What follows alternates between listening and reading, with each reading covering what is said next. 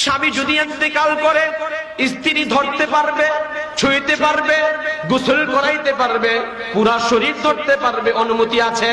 কিন্তু স্ত্রী যদি ইন্তেকাল করে, ও দোস্ত খেয়াল রাখেন, আপনার সাথে স্ত্রীর সম্পর্ক 50 বছরের, স্ত্রী যদি ইন্তেকাল করে স্বামী দূর থেকে দেখতে পারবে, স্বামী ধরতে পারবে না, স্বামীকে ধরার অনুমতি নাই।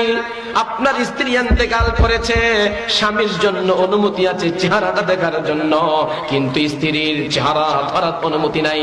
সারা জিন্দেগি স্ত্রীকে আদর করেছে, সোহাগ করেছে, ইন্তেকাল করেছে, চলো চলো একবার কপালে চুমু খাই, হাতের মধ্যে চুমু খাই, জড়ায়া ধরি, তুমি চলে গেলা, জড়ায়া ধরার অনুমতি নাই।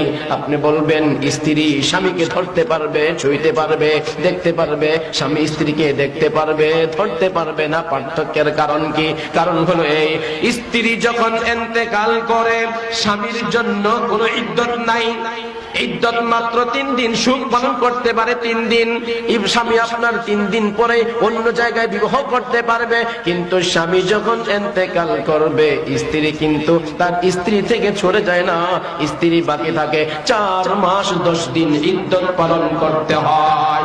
স্বামী যদি ইন্তেকাল করে স্ত্রীকে 4 মাস 10 দিন ইদ্যত পালন করতে হবে। স্বামীর বাড়িতে তাকে থাকতে হবে, বানাও সিঙ্গার করতে পারবে না, অর্থাৎ স্বর্ণের চেন, স্বর্ণের আংটি, স্বর্ণের যে দুল আছে, স্বর্ণের যে বালা আছে, এগুলা পড়তে পারবে না, সাজুগুজু করতে পারবে না, বিউটি পার্লারে যাইতে পারবে না, বাজার সদাই করার জন্য বাজারে যাবে না, শপিং মলের মধ্যে যাবে না, বেড়াইতে যাবে না, দাওয়াত খাইতে যাবে না।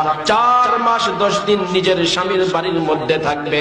4 মাস 10 দিনে অন্য কোথাও বিবাহের প্রস্তাব দিবে না, তাকেও বিবাহের প্রস্তাব দিবে না। এই 4 মাস 10 দিন তার স্বামীর ইদ্যতের মধ্যে থাকবে। এই জন্য স্বামীকে ধরার অনুমতি আছে, স্বামীকে ছোঁয়ার অনুমতি আছে, স্বামীকে ধরার অনুমতি আছে, স্বামীকে দেখার অনুমতি আছে, কিন্তু স্বামীর জন্য স্ত্রীকে দেখার অনুমতি আছে, স্ত্রীকে ধরার অনুমতি